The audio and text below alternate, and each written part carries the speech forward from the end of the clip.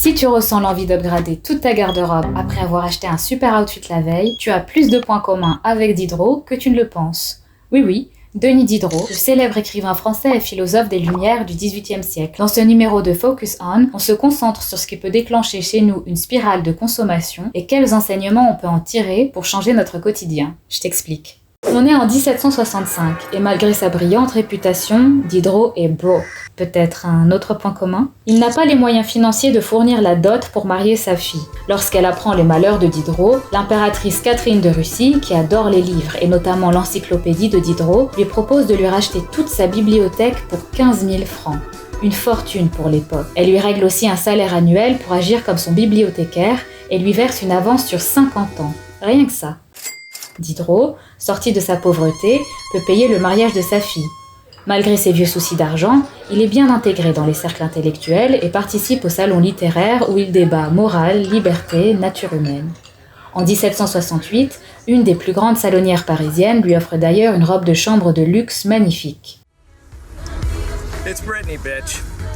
And I am back. Oui, mais voilà, il trouve que sa nouvelle acquisition fait vite tâche dans un cadre plus modeste. Il décide qu'il a besoin d'une nouvelle décoration, de nouveaux tapis, de nouveaux meubles, bref, tout doit matcher avec sa nouvelle robe de chambre. Plus qu'une esthétique, c'est une nouvelle identité que Diderot veut rendre cohérente. Sans cesse insatisfait et malheureux, il finit par s'endetter en voulant toujours plus. Il fait le constat que tu t'es sûrement déjà fait aussi, que nous achetons moins pour l'aspect fonctionnel des choses, mais davantage pour ce qu'elles disent de nous. De notre personnalité à nos valeurs, nos achats traduisent dans une certaine mesure des facettes de notre identité. What happened to your feet? What do you mean? These are my 407s. Oh, they're 407s. Can I see them? Yeah. These offer a lot of support. Right. Whoa, come on! Are you Steve Jobs?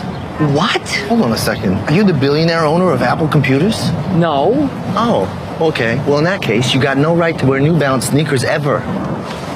Come on. La médecine et la psychologie ont plusieurs fois montré que notre environnement influence notre comportement et vice-versa. Notre environnement, visuel notamment, influence nos pensées et la manière dont nous nous percevons. Diderot en prend conscience mais se retrouve coincé dans cette spirale de consommation qui donnera son nom au concept économique de l'effet Diderot. En résumé, l'effet Diderot, c'est le phénomène psychologique et social qui décrit comment un achat non essentiel peut nous pousser à la réalisation excessive d'autres achats tout aussi non essentiels afin d'harmoniser notre environnement, créant ainsi une spirale de consommation. De la tapisserie de Damas à la statue de Vénus, Diderot enchaîne les achats superficiels et inutiles qu'il finit par regretter. Ce mal-être le travaille beaucoup, il ne reconnaît plus l'homme d'esprit et travailleur qu'il pensait être. Il ne voit plus qu'un homme aux airs de riche fainéant lorsqu'il se regarde dans son miroir, nouveau, lui aussi. Il écrira dans un essai intitulé « Regret sur ma vieille robe de chambre » Avis à ceux qui ont plus de goût que de fortune, j'étais le maître absolu de ma vieille robe de chambre, je suis devenu l'esclave de la nouvelle. Look, I got money to spend in here. I don't think we have anything for you. You're obviously in the wrong place. Please leave. Qu'il résulte d'une envie d'harmoniser notre environnement ou d'une fragilité dans notre estime de soi, l'effet Diderot, c'est finalement ressentir une frustration permanente face à un sentiment de dissonance en nous. Et pourtant, je pense que nous pouvons l'utiliser à notre avantage. Encore faut-il le placer dans une démarche plus personnelle, voire spirituelle. En gros, au lieu de chercher à réformer notre environnement, nous pouvons utiliser la même logique de changement en chaîne pour nous réformer nous-mêmes. Au lieu de s'attaquer à notre extérieur, nos habits, nos meubles, nos robes de chambre, et si on s'attaquait à mieux redéfinir notre intérieur? Et je ne parle pas du salon, mais plutôt de notre caractère, nos valeurs, notre hygiène de vie, les connaissances que nous aimerions avoir, les principes que nous refusons de trahir, les idées que nous estimons importantes de défendre, etc. En somme, il s'agit là de répondre à la question existentielle « Qui suis-je ?» et même dans notre cas « Qui aimerais-je être ?» Ça te paraît un tantinet excessif? Et pourtant, faire ce travail sur soi avec sincérité et sans complaisance permet d'y voir plus clair sur ce que ce « je-là » achète ou n'achète pas et pourquoi. Après cela, je peux plus facilement répondre aux questions suivantes avant un achat. Que représente cet achat pour moi et de quelle manière va-t-il m'être bénéfique sur le long terme? Va-t-il servir à ma santé, physique, mentale? Va-t-il me permettre d'augmenter mes connaissances?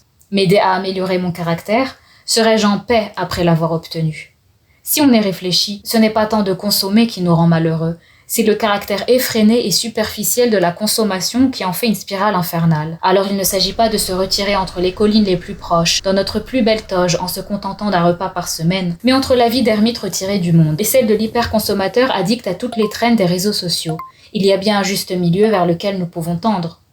Et pour cela, la solitude du dévot est précieuse et nécessaire pour rencontrer ce soi que l'on veut le plus aligné possible. C'est à ce moi retrouvé de décider ce qu'il consomme, parce qu'il y voit là un réel investissement sur la bonne santé de son corps, de son esprit, et oserais-je même dire, de son âme. Alors bien évidemment, ce travail d'introspection nécessite plus de temps que le visionnage de cette vidéo. De plus, avec cette dernière, je ne cherche ni à te faire culpabiliser de certains achats douteux, ni même à te faire renoncer complètement aux achats frivoles, dirons-nous, mais plutôt à t'intéresser à pourquoi tu achètes ce que tu achètes. Entre les derniers modèles de smartphone, le thé matcha en poudre, les tendances skincare, tantôt US, tantôt coréennes, en passant par les cristaux censés nous guérir de tous nos maux, nous aider à gagner de l'argent, faire les devoirs aux enfants et rembourser nos crédits, peut-on vraiment affirmer que ces décisions d'achat viennent de nous ? Qu'elles ne nous sont pas subtilement suggérées pour nous inciter à courir après une image toujours changeante que nous serions censés incarner ?